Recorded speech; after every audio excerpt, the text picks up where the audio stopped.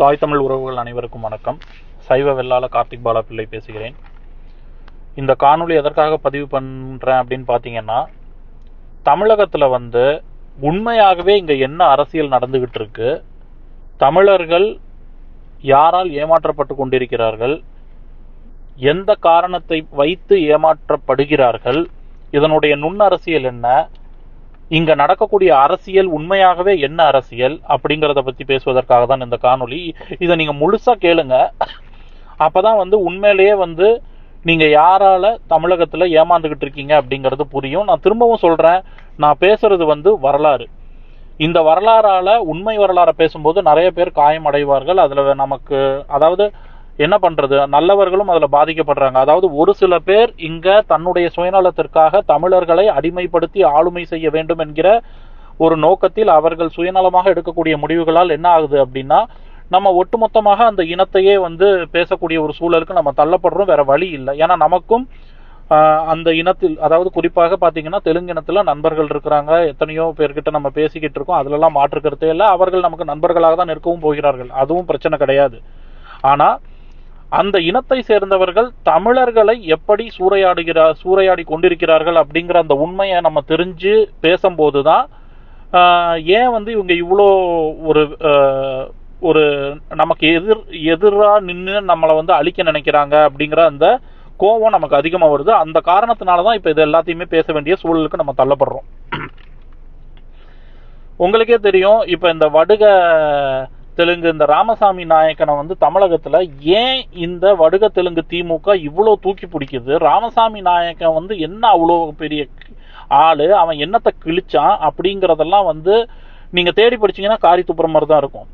ஆனா அந்த ராமசாமி நாயக்கனுக்கு எதுக்கு இவ்வளவு பில்டப் தராங்க, இதனால என்ன லாபம், இந்த ராமசாமி நாயக்கனை ஏன் தமிழர்கள் கிட்ட இவ்வளோ திணிக்கிறாங்க அப்படிங்கிற அந்த நுண்ணரசியல் தான் இன்னைக்கு நம்ம முழுசா பேச போறோம். இந்த நுண்ணரசியலால் அவர்கள் என்ன சாதிச்சாங்க, அவர்கள் சாதித்ததனால் நாம என்னென்னலாம் இழந்தோம், இப்ப எதிர்காலத்துல நம்ம இன்னும் என்னென்னலாம் இழக்க போகிறோம் அப்படிங்கறத தமிழர்கள் நம்ம தான் முடிவு பண்ணணும். அதுக்கு முதல்ல கொஞ்சம் வரலாற்று அறிவு நமக்கு வேணும். என்ன வரலாற்று அறிவு, ரொம்பலாம் பெருசா தேவையில்ல. இப்ப நம்ம எதுக்கு எடுத்தாலும் இப்பதான் ஓரளவாவது விஜயநகரம் தான் காரணம், விஜயநகர வாரிசுகள் அப்படிலாம் நம்ம பேசிக்கிட்டு இருக்கோம். உண்மையாகவே பாத்தீங்கன்னா விஜயநகரம் 1336 இருந்து 1564 வரைக்கும் தான் ரொம்ப திறனா செயல்பட்டு கொண்டிருந்தது. 1564 விஜயநகரத்தை சுத்தி இந்த சுல்தானுகள்லாம் போட்டு சம்மட்டி அடிச்சு எரிச்சிட்டானுங்க. அந்த விஜயநகரத்தையே எரிச்சிட்டானுங்க. தோராயமா பாத்தீங்கன்னா 1336, 1436, 1536 கிட்டத்தட்ட ஒரு 200 இருந்து 300 வருஷங்குள்ளதான் அந்த விஜயநகரம் அப்படிங்கிற ஒரு அரசர்கள் இருந்திருக்காங்க. அதுவும் தமிழ்நாட்டில் கிடையாது, மேல இந்த ஹம்பி அந்த அந்த அந்த பகுதியில் ஆளுமை செய்தவர்கள் தான் இந்த விஜயநகரம். இந்த கிருஷ்ணதேவராயர்லாம் தெலுங்கர் கிடையாது, அவர் துளு. இப்ப அந்த அவர்கள் ஆளுமை செய்யக்கூடிய நேரத்தில் தமிழர் நிலப்பகுதியை ஆளுமை செய்வதற்கு தளபதியாக வந்தவர்கள் தான் இன்று இருக்கக்கூடிய அந்த நாயக்கர்கள். இவங்க சொல்லுவாங்க திருமல நாயக்கர், அந்த செஞ்சி நாயக்கர், அந்த நாயக்கர், மதுரை நாயக்கர், அது இதெல்லாம் சொல்லுவாங்க இல்லையா. இவங்கெல்லாம் மன்னர்கள் கிடையாது, அரசர்கள், மன்னர்கள் கிடையாது, தளபதிகள், அவ்வளவுதான். ஆனா என்ன ஆயிடுச்சு அப்படின்னு பாத்தீங்கன்னா 1564 விஜயநகரம் ஒட்டுமொத்தமா காலியான பிறகு இந்த தளபதிகள் எல்லாம் தன்னைத்தானாவே அவரவருக்கே நாங்க தான் மன்னர் அப்படின்னு சொல்லிட்டு அவங்களே ஆளுமை செய்ய ஆரம்பித்து விட்டார்கள். அவர்களுக்கு துணையாக இங்கே தமிழர் மரபில் இருக்கக்கூடிய போர் வீரர்களும் நின்றதனால்தான் தமிழரினம் வீழ்ச்சி அடைய ஆரம்பித்தது. இதுதான் நிதர்சனமான உண்மை. இதுதான் இன்னைக்கு தமிழர் அப்புறம் நம்ம தமிழினம் அப்படிலாம் பேசுறவங்க ஒத்துக்கணும். ஏன்னா இன்னைக்கும் தமிழகத்துல வெறும் 5.6% இருக்கக்கூடிய தெலுங்கர்கள் கிட்டத்தட்ட பெரும்பான்மையாக இருக்கக்கூடிய 85 இருந்து 90% இருக்கக்கூடிய தமிழர்களை ஆளுமை செய்ய முடிகிறது என்றால் அதற்கு காரணம் தமிழகத்தில் வடுகர்களுக்கு துணை நின்ற தமிழர் போர் மரபினர்களும் அவர்களோடு வடுக நிலத்திலிருந்து இங்கே வந்தவர்களும் தான் அப்படிங்கிற உண்மையை முதல்ல தெளிவா புரிஞ்சுக்குங்க. சரி, இப்ப இந்த ராமசாமி நாயக்கனை தூக்கி பிடிப்பதற்கு காரணம் என்ன அப்படின்னு பாத்தீங்கன்னா, அடிப்படையிலே ஒன்று புரிஞ்சுக்குங்க, வெறும் 5.6% இருக்கக்கூடிய ஒரு சிறுபான்மை சமூகம் 85% 90% இருக்கக்கூடிய பெரும்பான்மை சமூகத்தை எளிதாக ஆளுமை செய்துவிட முடியாது.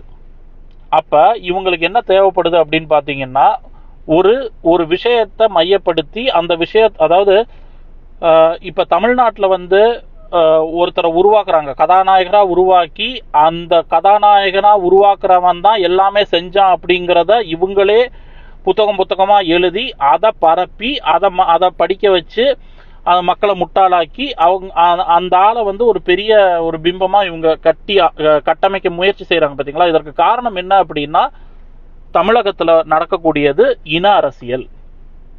இந்த ஜாதி ஒழிப்பு, அந்த ஒழிப்பு, இந்த ஒழிப்புன்னு என்னென்னலாமோ பேசுவாங்க.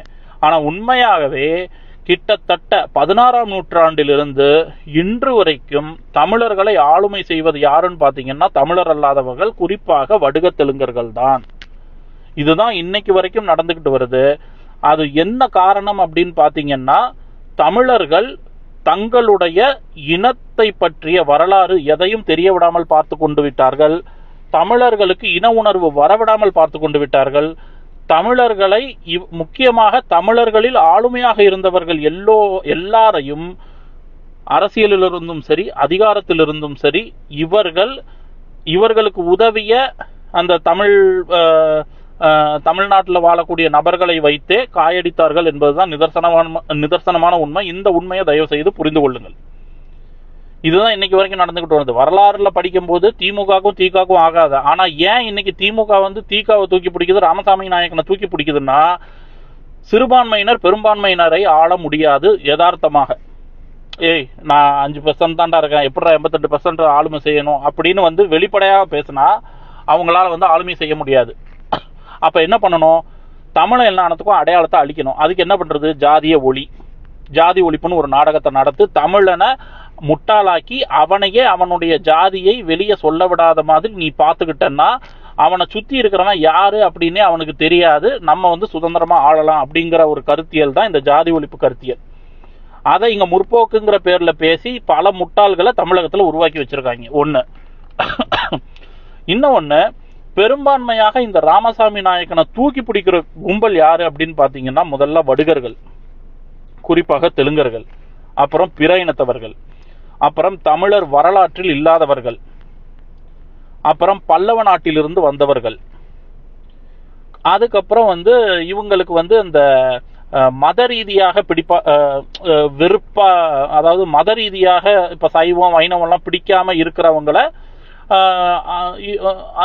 அவங்க வந்து இந்த ராமசாமி நாயக்கனை தூக்கி பிடிச்சா சுதந்திரமாக இழிவுபடுத்தலாம் தமிழர் சமயத்தை அப்படின்னு நினைக்கிறவங்க.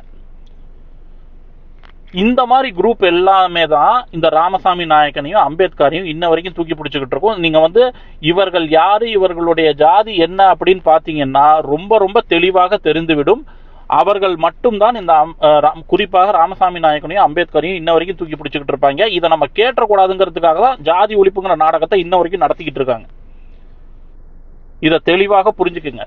அதே மாதிரி இந்த ராமசாமி நாயக்கன், அதாவது இவர் வந்து உண்மையாகவே பாத்தீங்கன்னா தமிழர் இனத்திற்கு இறுதி வரை எதிரியாக மட்டுமே தான் எல்லா வேலையுமே செஞ்சிருக்காரு. அப்படிப்பட்ட ஒரு நபரை இன்னைக்கு எப்படி இவங்க இவ்வளவு ஒரு ஹீரோயிக் இம்பார்ட்டன்ஸ் கொடுத்திருக்காங்க அப்படின்னா, காரணம் இன அரசியல்.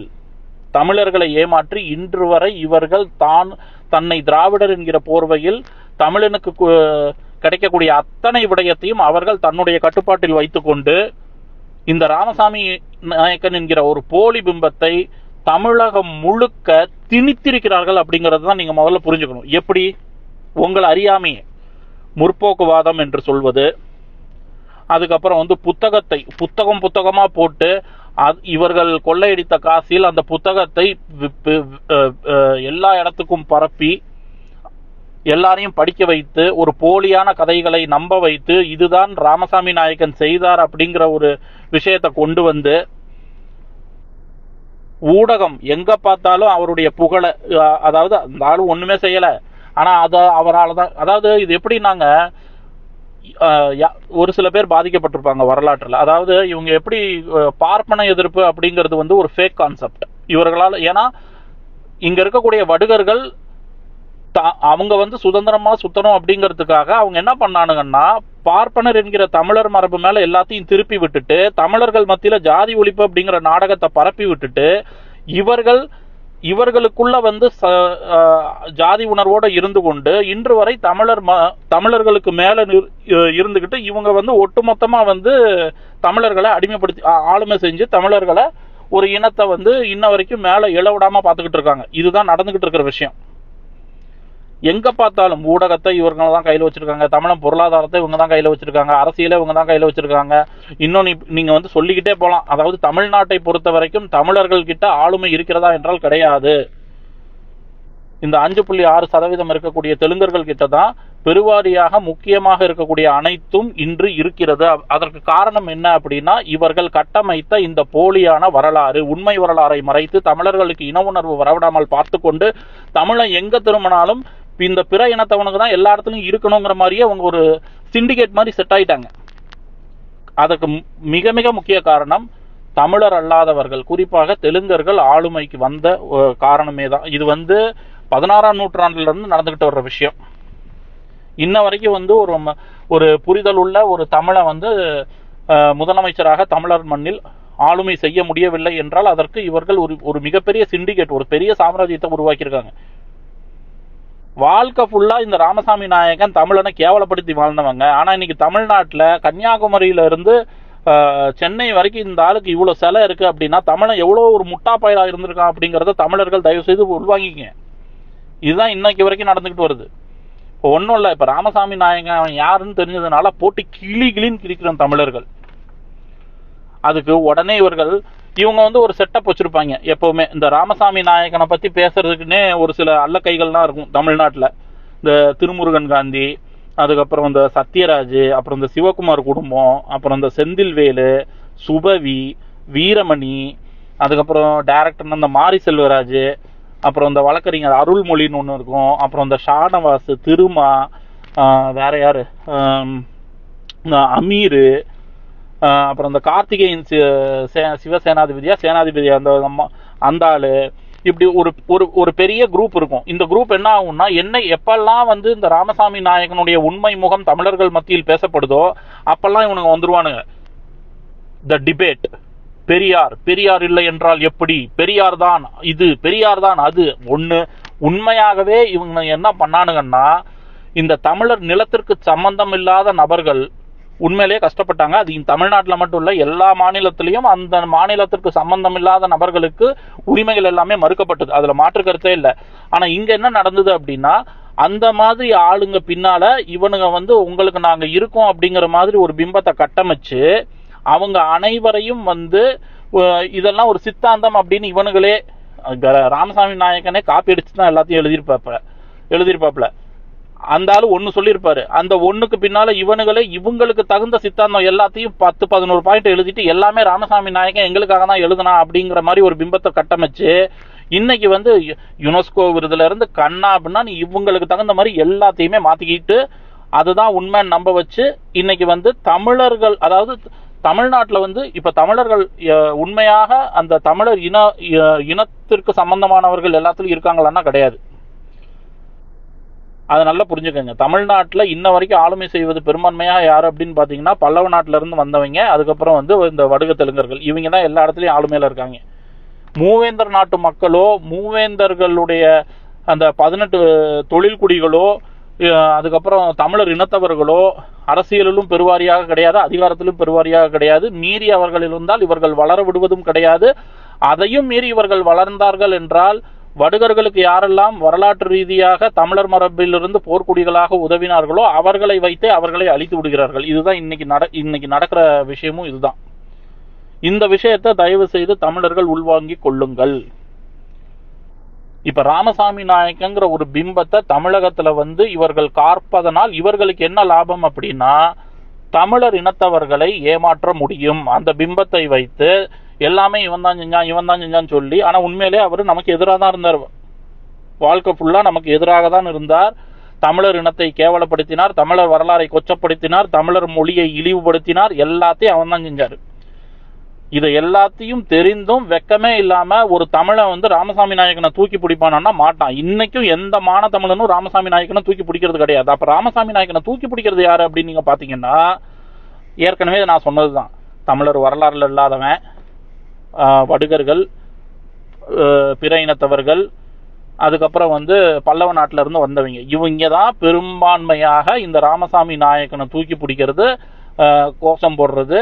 இவங்க மட்டும்தான் இந்த பார்ப்பன எதிர்ப்புன்னு டைவர்ட் பண்ணி மக்களை முட்டாளாக்குறது. உண்மையாகவே பார்ப்பனர் தமிழர்.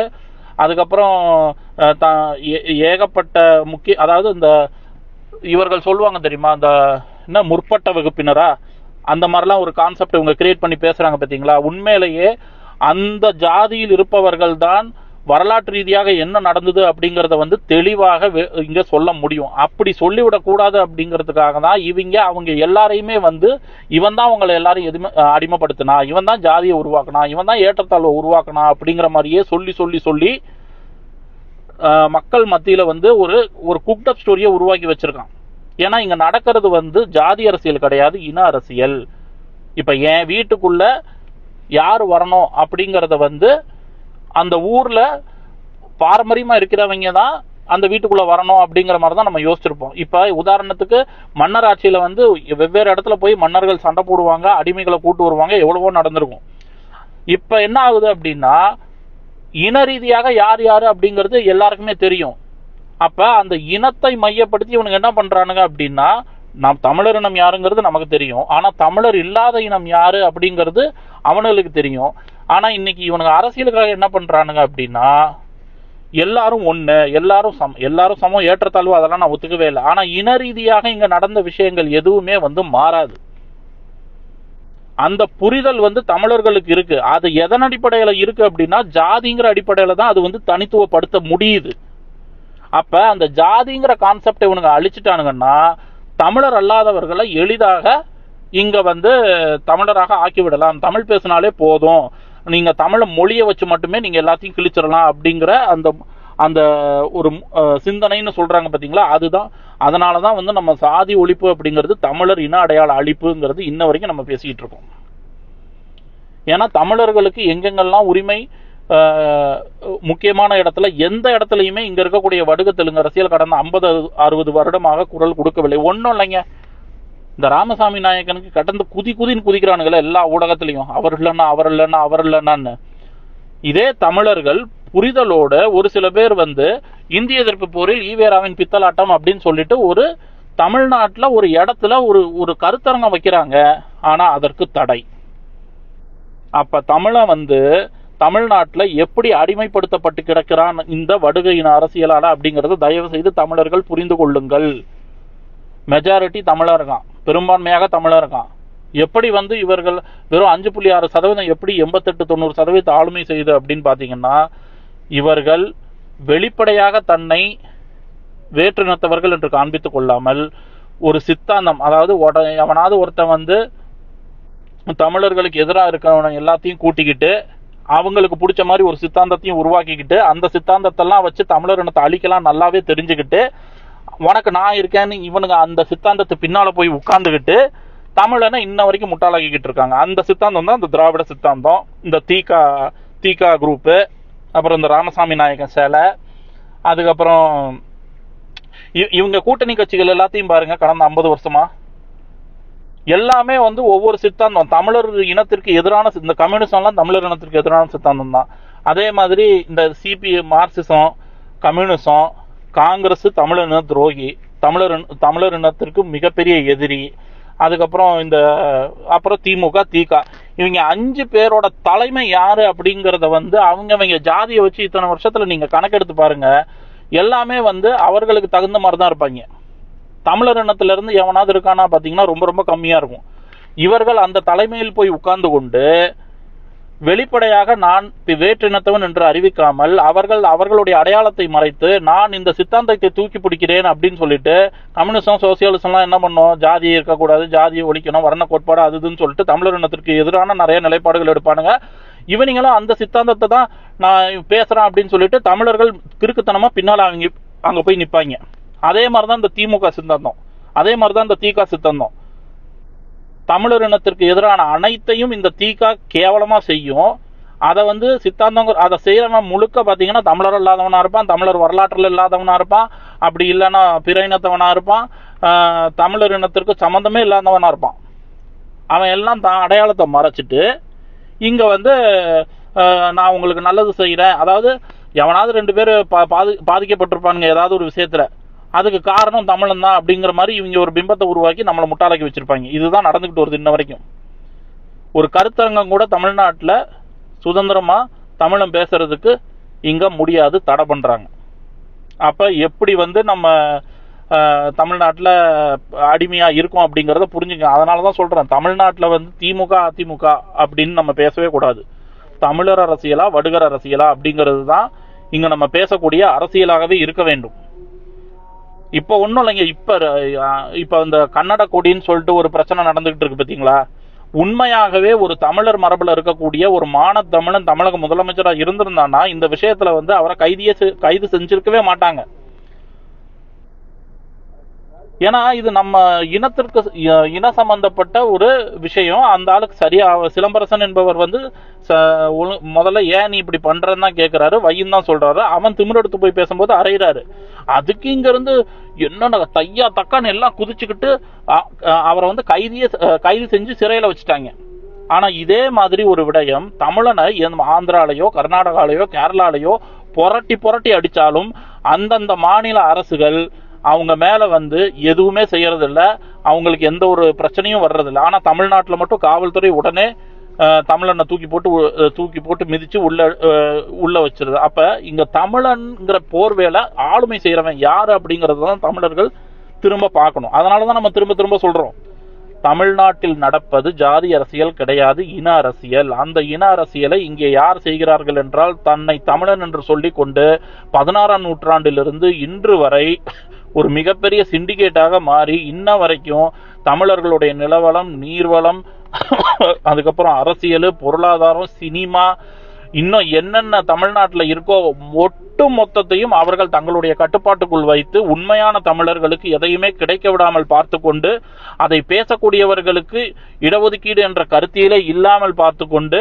மீறி அவர்கள் பேசினால் அவர்கள் மீது பார்ப்பனர்கள், வெள்ளாளர்கள், அவர்கள் வந்து இப்படித்தான் இருப்பார்கள் அப்படித்தான் இருப்பார்கள் அப்படிங்கிற ஒரு பிம்பத்தை கட்டமைச்சு அதை தமிழர் குடிகள் என்றுமே கேட்டுவிடக்கூடாது அப்படிங்கிறதுக்காக ஒரு மிகப்பெரிய ஒரு பொய் வரலாறுகளை உருவாக்கி அவர்களை எதிரி போல் சித்தரித்து இன்று வரை வெறும் தமிழரினத்திற்கு எதிரான அனைத்தையும் ஒரு சித்தாந்தமாக உருவாக்கி அதை பிரகடனப்படுத்தி அதற்கு பின்னால் பல தமிழ் பேசக்கூடிய தமிழர் வரலாற்றில் இருக்கக்கூடிய குடிகளை முட்டாளாக்கி இன்ன வரைக்கும் இங்க இருக்கக்கூடிய அந்த வடுக தெலுங்கு அரசியல் வந்து தமிழர்களை வீழ்த்தி அடிமைப்படுத்தி தமிழர்களை எழவிடாமல் பார்த்து கொள்கிறது அப்படிங்கிற அந்த விஷயத்தை தமிழர்கள் இனியாவது புரிந்து கொள்ளுங்கள். தமிழ்நாட்டு வரலாறுல என்ன வெங்காயத்துக்கு நான் நாயக்கனை பத்தி படிக்கணும், டிஎன்பிசியில என்னத்துக்கு நான் நாயக்கனை பத்தி தெரிஞ்சுக்கணும், அத தமிழ்நாட்டு வரலாறுன்னு ஏன் போடுற? 9ஆம் கிளாஸ் பாட புத்தகத்துல ராமசாமி நாயக்கனை பத்தி நான் எதுக்கு படிக்கணும்? என் மொழியை கேவலப்படுத்தினவன், என் இனத்தை கேவலப்படுத்தினவன், என்னோட ஆன்மீகத்தை கொச்சப்படுத்தினவன், இந்த மாதிரி என்னோட காப்பியங்களை இழிவுபடுத்தினவன், இப்படி சொல்லிக்கிட்டே போலாம். இப்படி ஒரு இழிவு என் இனத்துக்கு எதிராக நின்று கடைசி வரைக்கும் சாகரத்துக்கு முன்னால கூட தமிழர்களை வந்து என்ன வார்த்தை சொல்லிட்டு செத்தாரு அப்படின்னு எல்லாருக்குமே தெரியும். அப்படிப்பட்ட ஒரு ஆளை இன்னைக்கு வந்து தந்தை பெரியார்னு சொல்லிட்டு நீ தமிழ்நாட்டில் பேசிக்கிட்டு வரனா தமிழை எவ்வளவு ஒரு கேவலமா ஆயிட்டான் அப்படிங்கறத தமிழர்கள் புரிந்து கொள்ளுங்கள். இன்னைக்கு வந்து கன்னடக்காரனும் பேசுறான்ல, இன்னைக்கு ஒரு காணொளி பார்த்தேன். அதாவது எப்படின்னா ரெட்டியாரும் நாயுடுவும் சேர்ந்து நாம் தமிழரை வந்து காலி பண்ணிடுவாங்களாம் தமிழ்நாட்டில். நாம் தமிழர், எனக்கு வந்து நான் நாம் தமிழர் அப்படிங்கிற அந்த பேரை மட்டும்தான் சொல்றேன். அவங்க தமிழ் தேசியம்னு சொல்லிக்கிட்டு பேசுற விஷயத்துல நிறைய விஷயங்கள் எனக்கு முரண் இருக்கு, அதை நான் தனியா பேசுறேன். ஆனா தமிழ்நாட்டில் வெறும் 5.6% இருக்கக்கூடிய ஒரு தெலுங்கர்கள் வெளிப்படையாக பொதுத்தளத்துல வந்து பெரும்பான்மையாக இருக்கக்கூடிய தமிழர், நாம் தமிழர் என்கிற ஒரு அமைப்பை காலி பண்ணிடுவேன் அப்படின்னு பேசுறோம்னா அந்த தைரியம் எங்க இருந்து வருது? அந்த தைரியம் வேற எங்க இருந்து வரல. அரசியல் அவர்களிடத்தில் இருப்பதனால் எந்த கொம்பனாலையும் என்ன ஒண்ணும் செய்ய முடியாதுரா அப்படிங்கிற அந்த திமிரு. அப்ப என்னைக்கு தமிழர் அரசியல் தமிழங்கிட்ட வருதோ அன்னைக்குதான் தமிழர்களுடைய வரலாறு காப்பாற்றப்படும், தமிழர்களுடைய பொருளாதாரம் மேம்படும், தமிழர்களுடைய ஆன்மீகம் வளர்க்கப்படும், தமிழர்களுடைய நிலம் காக்கப்படும், தமிழர்களுடைய வளம் காக்கப்படும், தமிழர்களுக்கு உண்டான அனைத்தும் மீட்டுருவாக்கம் செய்யப்படும். இத்தனை வருஷம் செஞ்சானுங்கல்ல, தமிழை வளர்த்தம் கிழிச்சானு, என்னத்தை தமிழை வளர்த்தானுங்க? எல்லா இடத்துலயும் ஆங்கிலத்துல தான் நீங்க நம்ம எழுதிக்கிட்டு இருக்கோம். இதுதான் தமிழ் வளர்த்த லட்சணம். இன்னும் எத்தனையோ கல்வெட்டுகள் கிடப்புல போட்டு வச்சிருக்காங்க. இவனை உண்மையிலேயே தமிழை வளர்க்குறான், தமிழை வரலாறு வளர்க்குறான்னா ஏன் எந்த ஒரு அவ்வளோ கல்வெட்டுகள் இன்னைக்கும் வெளியே வராம இவங்க கிட்ட காசு இல்லையா? ஏன் அதை செய்ய மாட்டேங்கிறாங்க? ஏன்னா என் இனத்தவன் அங்க இல்லை. சரி, தொல்லியல் துறையிலையாவது தமிழர் இருப்பானான்னு பார்த்தா ஐராவத மகாதாவிங்கிற தெலுங்க இருக்கான், நாகசாமிங்கிற தெலுங்கு இருக்கான். இதை வச்சுக்கிட்டு என்னத்தை தமிழர் வரலாறு நீங்க உருவாக்குவீங்க? எல்லா இடத்துலையும் கேட்டு போட்டு வச்சிருக்காங்க.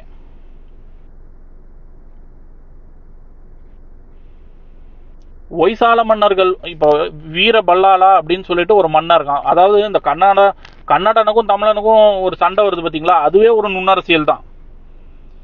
வரலாற்று ரீதியா பாத்தீங்கன்னா ஒய்சாளர்கள், அதாவது இன்னைக்கு கன்னடர்கள்னு சொல்லக்கூடிய நபர்கள் தமிழர் மூவேந்தர்களுக்கு மிக நெருக்கமாக இருப்பவர்கள். சண்டையில மூவேந்தனுக்காக செத்தவன்லாம் இருக்கான். அவன் தான் இந்த பெல்லாலா அப்படின்லாம் சொல்லிட்டு வர்றவன். அது தமிழ்ல வெள்ளாலாமோ, கன்னட பகுதியில வா எப்பவுமே பாவா மாறிடும். வண்டினா பண்டிம்போம், அப்புறம் வெண்கல் ஊர்னா பெங்களூர் அப்படிமோ. அதாவது வே எல்லாமே கன்னடத்துல பேவாயிடும். அதே மாதிரிதான் இப்ப தமிழ்ல வெள்ளாளார் அப்படின்னு சொல்றோம்னா அது பெல்லாலா அம்மா கன்னடத்துல. இவங்க எல்லாம் ஒண்ணு மண்ணா தான் இருந்திருக்காங்க வரலாற்று ரீதியா. அப்ப ஏன் கன்னடனுக்கும் நமக்கும் ஒரு சண்டை வருதுன்னா அதுக்கும் ஒரு நுண்ணரசியல் இருக்கு. அந்த நுண்ணரசியலுக்கு காரணமும் இங்க இருக்கக்கூடிய வடுக தெலுங்கர்கள். ஏன்னா கர்நாடகாவை பொறுத்த வரைக்கும் 40% தான் பியூர் கன்னடர்கள் இருக்காங்க. மீதி எல்லாமே அங்க தெலுங்கர்கள், தமிழர்கள் அந்த மாதிரி தான் இருக்காங்க. அங்கேயும் ஆளுமை செய்யக்கூடியவர்கள் யாரு அப்படின்னு பாத்தீங்கன்னா பெரும்பான்மையாக கன்னடர்கள் இருக்கிறாங்க. ஆனா ஆளுமைங்கிற இடத்துல நிறைய இடத்துல இவங்க தான் தன்னை கன்னடர்களா காண்பித்துக் கொண்டிருக்கிறார்கள். ஒன்னும் இந்த வட்டால நாகராஜ் யாருன்னு பாக்குறீங்க. வட்டால நாகராஜ் தெலுங்கர் தான். ஆனா அவன் என்ன பண்றான்? தமிழனுக்கும் கன்னடனுக்கும் சண்டையை நடத்துறது தான் அவனோட வேலை. இப்படி எல்லா இடத்துலயும் நுண்ணரசியல் இருக்கு. இந்த நுண்ணரசியல் எதன் மூலமாக தெரியப்படும் அப்படின்னு பாத்தீங்கன்னா ஜாதி அப்படிங்கிற ஒரு விஷயம். எனக்கு மேல நீ யாரு, நீ எதுக்கு இதை செய்யற, நீ எங்க இருந்து வர, உன் ஜாதி என்ன அப்படின்னு தமிழை எல்லா இடத்துலயுமே கேட்க ஆரம்பிச்சிட்டான் அப்படின்னா இவர்களுடைய நுண்ணரசியல் ஒருபோதும் இங்க எடுபடாது. அதை தமிழர்கள் தயவு செய்து புரிந்து இனியாவது தமிழனுக்கு எதிராக இருக்கக்கூடிய சித்தாந்தம், தமிழனை இன்ன வரைக்கும் அழிச்சுக்கிட்டு இருக்கிற அரசியல், திமுக அரசியல், தீக அரசியல், இதை எல்லாத்தையும் நம்பி தமிழன் பின்னால போய் நின்று நாசமா போகாதீங்க. அவர்கள் இப்ப திமுக தீக பின்னால நிக்கிறவன் எல்லாம் யாருன்னு பாத்தீங்கன்னா பெரும்பான்மையாக தமிழர் வரலாற்றில் இல்லாதவன், பிற இனத்தவன், வடுக, அதுக்கப்புறம் அதான் தமிழர் மரபில் பெரும்பான்மையா இருக்காதவன், அப்புறம் பல்லவ நாட்டில இருந்து வந்தவன். இவன் தான் அந்த குரூப் அப்படியே தூக்கி பிடிச்சுக்கிட்டு இன்ன வரைக்கும் சிங்சாங் அடிச்சுக்கிட்டு இருக்கிறது. இப்ப மூவேந்திர நாட்டு வெள்ளாளர்கள்ல பிள்ளைப்பட்டவன் அவனாவது இந்த ராமசாமி நாயக்கனை தூக்கி பிடிப்பானா? கிடையவே கிடையாது. ரொம்ப ரொம்ப சொற்பம். அப்படியே இருந்தாலும் எவனாவது முட்டாப்பைய கொஞ்சமாவது இருப்பான், கொஞ்சம் இருப்பான். அதே மாதிரி முக்குளத்தூர்ல எவனாவது இந்த ராமசாமி நாயக்கனை தூக்கி பிடிப்பாரான்னு பாருங்க, கிடையாது. அந்த 18 தொழில் குடிகள்ல எவனாவது ராமசாமி நாயக்கனை தூக்கி பிடிப்பானான்னு பாருங்க, கிடையாது. இவர்களை தவிர்த்து ஒரு குரூப் பிடிக்குது பாத்தீங்களா? அந்த குரூப்லாம் யாரு, என்ன ஜாதி, எங்க இருந்து வந்தவங்க அப்படிங்கறத நீங்க ஆய்வு செஞ்சு பாருங்க. வரலாற்றுல உங்களுக்கே புரியும். அவன்லாம் தான் இன்னைக்கு நான் தமிழன் சொல்லி சுத்திக்கிட்டு இருப்பான். உண்மையான தமிழர் குரல் என்னைக்குமே இங்க வெளி வராது. அந்த குரல் நசுக்கப்படுகிறது. அவங்களுக்கு புகழ் வெளிச்சம் இருக்காது, ஊடக வெளிச்சம் இருக்காது, எந்த வெளிச்சமும் யாரும் தரமாட்டார்கள். அந்த தமிழர் அப்படிங்கிற ஒரு இன உணர்வு கடைசி வரைக்கும் இவர்களுக்கு வந்துவிடக் கூடாது அப்படிங்கிறதுக்காகவே அவங்க காயடிக்கப்பட்டுக்கிட்டே இருப்பாங்க. இதுதான் இங்க நடக்கக்கூடிய நுண்ணரசியல். இந்த நுண்ணரசியல் மாற வேண்டும் என்றால் நாம் என்ன செய்ய வேண்டும்னா தெளிவாக வரலாறு பேச வேண்டும். தமிழர் அரசியல் பேசக்கூடிய நபர்கள் அதிகமாக ஆக வேண்டும். இங்கே களத்தில் தமிழ் தேசியம் என்று பேசக்கூடிய நபர்கள் உண்மையான தமிழ் தேசியவாதிகளாக இருக்க வேண்டும். ஆனால் களத்தில் உண்மையான தமிழ் தேசியவாதிகள் யாரும் இல்லை. அவர்கள் அனைவருமே தமிழினத்திற்கு எதிரான நிலைப்பாட்டை எடுத்து நான் தான் தமிழ் தேசியவாதி என்று பேசி தமிழர்களை முட்டாளாக்கி வருகிறார்கள். எப்படி இந்த சிறுபான்மையாக இருக்கக்கூடிய ராமசாமி நாயக்கன் கோஷ்டி என்னமோ தமிழ்நாடு முழுக்க இவனுங்க தான் இருக்காங்கங்கிற ஒரு பிம்பத்தை கட்டமைச்சு எல்லா இடத்துலையும் வந்து இவனுங்க ஒரு இயக்கம் கொடுப்பானுங்க. அதாவது கொடுமையை பாருங்களேன், என்ன பெரியார் முத்தமிழ் மன்றமா, தமிழுக்கும் ராமசாமிக்கும் என்ன சம்பந்தம்? தந்தை பெரியாரா, அது தமிழனுக்கு தந்தை பெரியாரா, செருப்பு கழட்டி அடிக்க வேணா அவனுங்கள. நீ தான் திராவிடனாச்சே, இதுக்கு மட்டும் எங்க தமிழன் வரான்? திராவிடனுக்கு தந்தைன்னு, திராவிட சித்தாந்தத்துக்கு தந்தைன்னு வச்சுக்க, தமிழனுக்கு தந்தைன்னா செருப்பால தான் அடிப்போம். எங்களுக்கு தந்தை யாரு அப்படிங்கிறது எங்களுக்கு தெரியும். எங்க முன்னோர்கள் உனக்கெல்லாம் விரல் விட்டு எண்ணிடலாம், ஆனா எங்க முன்னோர்கள் அப்படிலாம் கிடையாது, ஏகப்பட்ட பேர் இருக்காங்க. எங்க கிட்ட அரசியல் இல்லாததுனால நாங்க கத்திட்டு கிடக்கோம். உண்மையான அரசியல்லாம் வந்துச்சு அப்படின்னா எவ்வளவோ விஷயங்கள் இங்க செய்ய வேண்டியது இருக்கு, ஆனா அதை நடக்க விடாம பாத்துக்கிட்டு இருக்கீங்க. அதுதான் நமக்கு கடுப்பாகுது, வெறியாகுது இந்த விஷயம். இப்ப இவங்க இயக்கம் அது இதெல்லாம் சொல்லிட்டு வராங்கல்ல, ஒரு இயக்கத்துக்கு மிஞ்சி மிஞ்சி போனா இப்ப 10 பேர் 20 பேர் இருப்பான். ஆனா அவ்வளோ இயக்கங்கள் இந்த ராமசாமி நாயக்கன் பேர்ல தமிழ்நாடு முழுக்க சுத்திக்கிட்டு இருக்கும். அவங்களே அதை பெருசா பணம் இருக்கிறதுனால, ஊடக வலிமை இருக்கிறதுனால தமிழ்நாடு முழுக்க இந்த ஆளுக்கு தான் என்னமோ பெருசா எல்லாமே இருக்குங்கிற மாதிரி ஒரு பிம்பத்தை கட்டமைச்சு எல்லா இடத்துலையும் இவனுங்க பேரு, தமிழனுடைய வரலாற்று ரீதியான எந்த ஒரு பேரும் எங்கேயும் வைக்க மாட்டாரு. எங்க பார்த்தாலும் ராமசாமி நாயக்கன், கருணாநிதி, ஜெயலலிதா, அதுக்கப்புறம் அப்படியே அதான் இவங்க தான் அண்ணா, இவங்க தான் எல்லா இடத்துலையுமே தமிழ்நாட்டில் இருப்பாங்களே தவிர்த்து தமிழனோட முன்னோர் எவனும் இருக்க மாட்டான். நெடுஞ்செழியன் இருக்க மாட்டான், பாண்டியன் இருக்க மாட்டான், சோழன் இருக்க மாட்டான், சேரன் இருக்க மாட்டான், எங்கவனும் இருக்க மாட்டான். தமிழனுக்கு வரலாறும் தெரியாது, தமிழனுக்கு இன உணர்வும் வரக்கூடாது. எங்க சுத்தினாலும் இவனுகளையே பேசி பேசி தமிழன் காலம் ஃபுல்லா முட்டாளா இருக்கணும், ஜாதி ஒழிப்புன்னு பேசி பேசி தன்னுடைய அடையாளத்தை மறைச்சு இங்க இருக்கக்கூடிய வடுகம் எல்லாத்தையும் வந்து தன்னை ஆளுமை செய்ய விட்டு தமிழை நாசமா போகணும். இதுதான் இவங்க திமுகங்கிற அந்த கட்சியோட சித்தாந்தம், தீகாங்கிற கொள்கை.